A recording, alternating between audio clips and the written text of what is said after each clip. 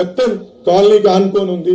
ఆ స్కూల్ని, చర్చిని, దాని చరిత్రని దృష్టిలో పెట్టుకొని చూసుకోవాలి. ఇంకొకటి కౌకూరులో ఒక స్కూల్ ఉంది, గవర్నమెంట్ స్కూల్. దాని అద్భుతంగా అప్పుడున్న మన బీఆర్ఎస్ గవర్నమెంట్ అద్భుతంగా దాన్ని కట్టించింది. కానీ దాని కాంపౌండ్ వాళ్ళు కట్టలేకపోయినాం. ఎందుకంటే డిఫెన్స్ వాళ్ళు వచ్చి ఇది మా ల్యాండ్ అంటారు. మన డిఈఓ గారిని, మన మల్లికార్జున్ గారు హెల్ప్ తీసుకునే మన ఏమంటారు డిఫెన్స్ ఎస్టేట్ ఆఫీసర్ తోటి సర్వే కూడా ఆడ పంపించినాం. బట్ ఆ సర్వే చేసిన ఇక డిఫెన్స్ అధికారులతోటి మళ్ళన్న మనం చూస్తున్నాం ఎన్నేళ్ల నుంచి మన కంటోన్మెంట్ వాసులు డిఫెన్స్ వాళ్ళతో ఎన్నేళ్ల నుంచి కొట్లాడుతున్నామో. నేను అదే చెప్తున్నా. నేను ఇక్కడ అన్నకే రిక్వెస్ట్ చేస్తున్నా ఇవన్నీ. అరే నీకు సబ్జెక్ట్ తెలియదు, నోరు మూసుకొని కూర్చోరావు. సో డిఫెన్స్ అధికారులను, రైల్వే అధికారులని ఈ విధంగా మీరు కోరుకుంటే ఆ స్కూల్ గురించి ఒక్క నిమిషం అన్న, అదే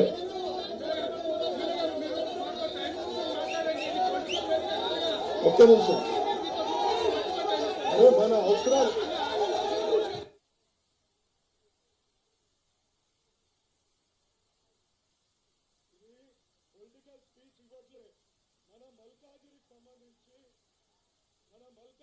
సంబంధించిన సమస్యలు కేంద్ర ప్రభుత్వంతో ఏం జరుగుతున్నాయో, కేంద్ర ప్రభుత్వంతో ఇబ్బందులు ఏమున్నాయో, కేంద్ర ప్రభుత్వంలో డిఫెన్స్ అధికారులతోటి, రైల్వే అధికారులతోటి మనకేం ఇబ్బంది ఉందో చూసిన. ఆ స్కూల్ పోవాలంటే పొద్దున్నేసి అక్కడ పిల్లలు అక్కడ బీర్ బాటల్లని, ఇవాళ కాల్ చేసిన సిగరెట్ బట్టలని అలా చూడాల్సిన పరిస్థితి ఇవాళ మనకున్నది. నేను ఇక పొలిటికల్ అడగట్లే అన్నని, ఈ సందర్భంగా నాకు అవకాశం పక్క దొరుకుతుంది. మాకు ఇలా పొలిటికల్ కాదు, మల్కాజ్గిరి అవసరాలు కేంద్రం దగ్గర ఏమి ఇవ్వాలా అనే దాని గురించి నేను అన్నకు రిక్వెస్ట్ చేసుకోవడం కూడా చెప్తుంది.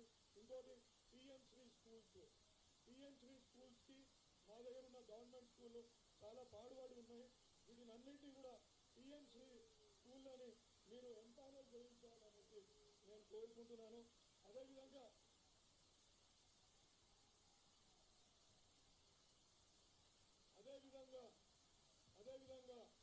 ఇలా ఒక 300 పైసలుగా విశ్వకర్మకు సంబంధించి అప్లికేషన్లు కూడా మనం అప్లై చేయించి దాని మీద కూడా ఒకసారి రివ్యూ చేయించి మనకు, ఎందుకంటే అవి కూడా రావట్లేదు, అది కూడా ఒకసారి మీరు చూడాలనేసి నేను రిక్వెస్ట్ చేస్తున్నాను. అయిపోయిందా 2 minutes అయిపోయింది. ఇంకోటి నేషనల్ హెల్త్ మిషన్ కింద కేంద్ర ప్రభుత్వం క్యాన్సర్ సెంటర్స్ ను, డయాలసిస్ సెంటర్స్ ను ఇస్తా ఉంటుంది.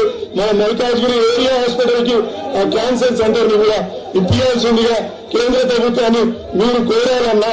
ఎందుకంటే మల్కాజ్గిరి అభివృద్ధి చెందాలంటే ఇవన్నీ కూడా అవసరం అని చెప్పేసి. ఇంకోటి ప్రధాన సమస్య ఎల్ఐసి రోడ్డు. మన బోయినపల్లి మార్కెట్ దాటినాక ఎల్ఐసి వాళ్ళది గవర్నమెంట్ ల్యాండ్ కూడా అక్కడ ఉన్నది. వాళ్ళని రోడ్డు వెడల్పు, ఎందుకంటే ప్రతి నిత్యం అక్కడ రోడ్డు సమస్యతోటి మన గంటలు కూడా ఆగిపోయే పరిస్థితి అక్కడ ఉంది. కాబట్టి నేను చెప్తున్నాను. అదేవిధంగా మెట్రో ఫేజ్ 2 ఇవాళ డిపిఆర్ స్టేట్ గవర్నమెంట్ పంపించిందన్న. సెంట్రల్ గవర్నమెంట్ తోటి మనం పైసలు కడుతున్నాం ట్యాక్స్ల రూపంలో. ఫేజ్ 2 జేబీఎస్ నుంచి షామీర్పేట్ కి, అట్లనే ప్యాడేజ్ నుంచి మేడ్చల్ కి ఇవ్వాల్సిందిగా కూడా కోరుతున్నాను. ఇవన్నీ కూడా గవర్నమెంట్ ఆఫ్ ఇండియా తోటి మీరు టేకప్ చేసి ఇవన్నీ కూడా చేయాల్సిందిగా కోరుకుంటూ ఈ అవకాశం ఇచ్చిన ప్రతి ఒక్కరికి ధన్యవాదాలు. జై తెలంగాణ, జై తెలంగాణ, జై తెలంగాణ, జై Hind. Thank you, sir.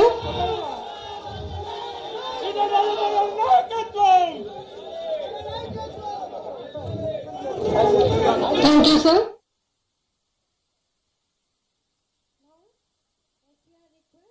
Our chief guest, Sri Itala Rajendra Garu, to grace us with an address.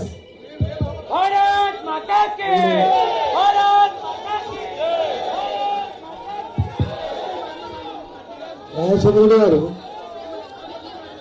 కారణం ఉంటుందా లేకపోతే ఇట్లా గొడవ చేస్తారా? ఉండదా? ఇప్పుడు నేను మొత్తం వినే సంస్కారం నాకు ఉంది. విన్నా నాకు కూడా ఏమైనా ఉందా లేదా? మీకు ఉందా? ఉందా? ఇలా ఉంటుందా? నేను మా మిత్రుడు రాజశేఖర్ రెడ్డి, మా మిత్రుడు మేము మాట్లాడుకుంటాము. నేనేమంటున్నానంటే రోజు మాట్లాడుకుంటాం లేదా ఇంటికి వచ్చాము, లేకపోతే ఆయన మా ఇంటికి నేను వాళ్ళ ఇంటికి పోయాం, పోయడానికి తల్లి ఏమవుతుంది రాజశేఖర్. రెండో ఏంటంటే నేను చెప్పాను వాళ్ళు ఎమ్మెల్యే నేను ఎంపై ఆయన ఒక్కనాడు కూడా జిల్లాలో ఒక జిల్లా అభివృద్ధి సంస్థ జరిగిందా? జరిగిందా?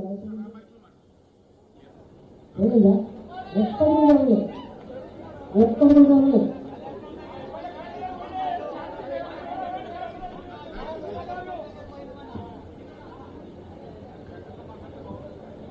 ఫైనల్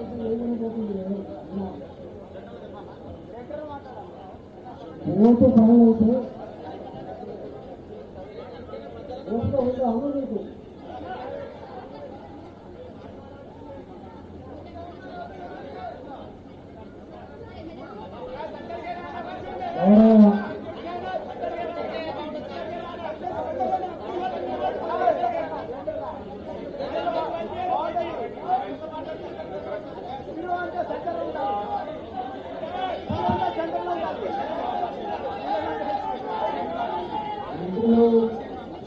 గౌరవ శాసనసభ్యులు రాజశేఖర్ రెడ్డి గారు, డీజీఎం రైల్వే శ్రీనాథ్ గారు, గోపాలకృష్ణ గారు బిఆర్ఎం,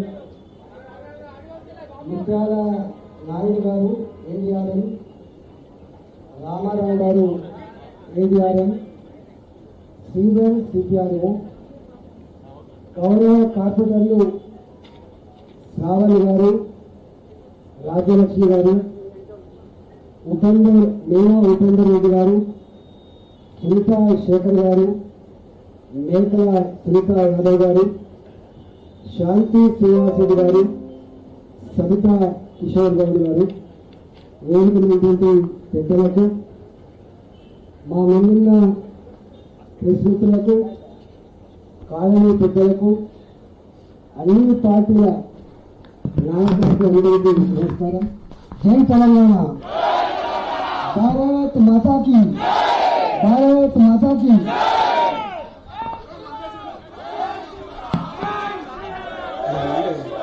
ఈ యొక్క మాట్లాడేవారు అయితే మా రాజశేఖర రెడ్డి గారు ఆర్థిక పరిస్థితి మాట్లాడిండు, రైల్వేస్ మాట్లాడిండు, డిఫెన్స్ మాట్లాడిండు, రాష్ట్ర ప్రభుత్వం కేంద్ర ప్రభుత్వం ఇంకా మాట్లాడితే ఇంకో అర్ధగంట సేపు మాట్లాడుతుండే. నేను వారిని అదే జనం ఉండరాదే మళ్ళీ మంచి గెలిపిస్తే రాదు.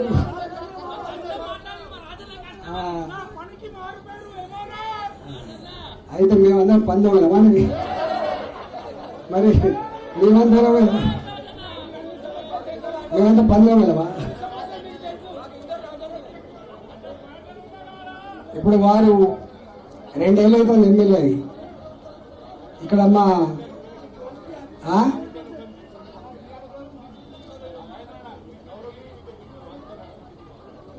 అయితే ఒక మాట ఏంటంటే వారు మాట్లాడిండు,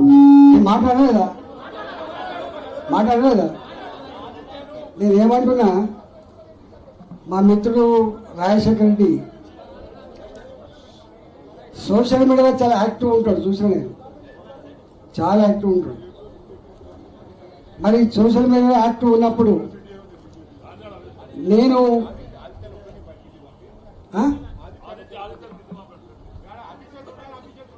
ఆదిత్య చుట్టుకాడ పోరా.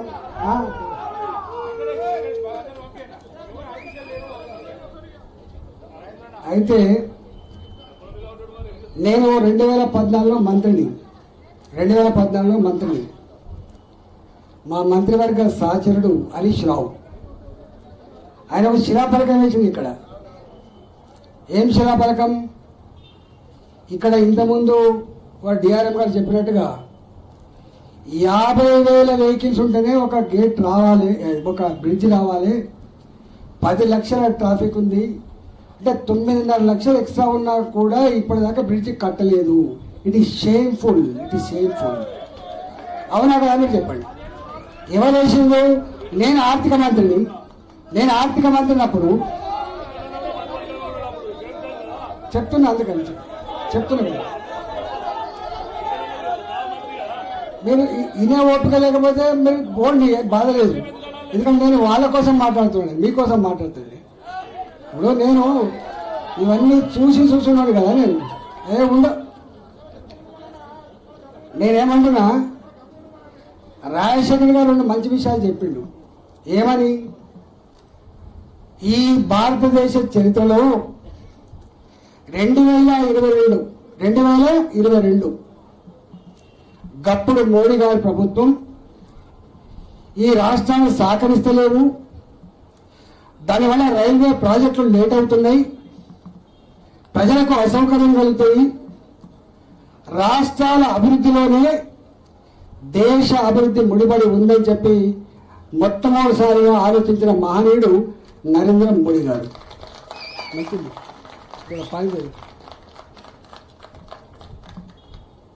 ఎందుకు మాట్లాడుతున్నా అంటే ఎప్పటికో జరా నేను కొత్తగా మంత్రి అయినా మీరు వినాలి. ఎందుకంటే రాజశేఖర్కి చెప్పిన దానికి అంటే విషయం అర్థమవుతుంది. నేను 2014లో ఆర్థిక మంత్రి అయినా. నా దగ్గర హుజరాబాద్ పరకాల ఒక 200 కోట్ల ప్రాజెక్ట్ కోట్లతోటి ఒక ప్రాజెక్టు మొదలుపెట్టిన 4 lane road plus bridge. Railway department అప్పుడు మేము 4 లేన్ బ్రిడ్జ్ నిర్మించాం. ఇది మా డ్యూటీ కాదు.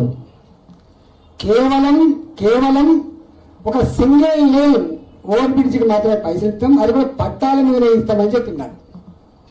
నేను 200 కోట్ల ప్రాజెక్టు మేము ఇస్తాం, 30 కోట్లు 40 కోట్లు ఇవ్వాలి. ఎందుకే దిక్కుమల్ల పుచ్చమిత్రాలు చేస్తారని చెప్పి నేను నిలబెట్టా. కానీ కాలే 200 కోట్ల ప్రాజెక్టుకి ఆనాడు రైల్వే ఇచ్చింది కేవలం 6 కోట్లు మాత్రమే, అది పట్టాల మీద ఇచ్చింది. ఇవాళ గత నేను మంత్రి ఉన్ననాడు వాస్తవం ఇప్పుడు హరీష్ రావు వేసింది. ఎందుకు రాలేదు అంటే రాష్ట్ర ప్రభుత్వంగా మేము ఆనాడు గవర్నమెంట్లో ఉండి చేయాల్సిన పనే ఉండే అంటే మన డబ్బులు జమ చేయాలి, వాళ్ళతో కోఆర్డినేట్ చేయాలి, రైల్వే డిపార్ట్మెంట్తో కోఆర్డినేట్ చేయాలి, చేసి అభివృద్ధి నిర్మాణం చేయాల్సి ఉండే. ఖాళీ అంటే అర్థం కావాల్సింది ఏంటి? 2022 వరకు రాష్ట్ర ప్రభుత్వం కనుక కోఆర్డినేట్ చేయకపోయినా, రాష్ట్ర ప్రభుత్వం డబ్బులు ఇవ్వకపోయినా బ్రిడ్జిలు అర్థమవుతుంది కదా. దానికి ఒక సజీవ సాక్ష్యం చెప్తా. మా రాజశేఖర్ దగ్గరనే ఉంది. అది కూడా బొల్లారం బజార్ 1993 1993లో శాంక్షన్ అయింది. ల్యాండ్ అక్వేషన్ కూడా అయింది. ఇవాళ ఇప్పుడు ఎక్కడ ఉన్నామో 2026 అంటే 26+7 33 సంవత్సరాలు అయితే ఇప్పటిదాకా కాలేదు. ఇవాళ ఎందుకు అవుతుంది అంటే ఇక్కడ మనం చెప్పిన మళ్ళీ చెప్పిపోతున్నా. ఎంఎంటీఎస్ అని రైల్వే లైన్ ఉన్నది. ఎంఎంటీఎస్ రైల్వే లైన్ దాని కాస్ట్ వచ్చేసి 1043 కోట్ల రూపాయలు. 1043 కోట్ల రూపాయలు. దాని కాంట్రిబ్యూషన్ రాష్ట్ర ప్రభుత్వానికి 400 కోట్ల రూపాయలు. నేను కూడా మంత్రిగా, కానీ 4 పైసలు కూడా మేము ఇవ్వకపోతే రైల్వే డిపార్ట్మెంట్ 1049 కోట్ల రూపాయలు ఇచ్చి దాన్ని పూర్తి చేయించింది. దట్ ఈజ్ రాజశేఖర్ తెలుసుకో. రాజశేఖర్ నేను ఒక నిమిషం ఉండే నేను కూడా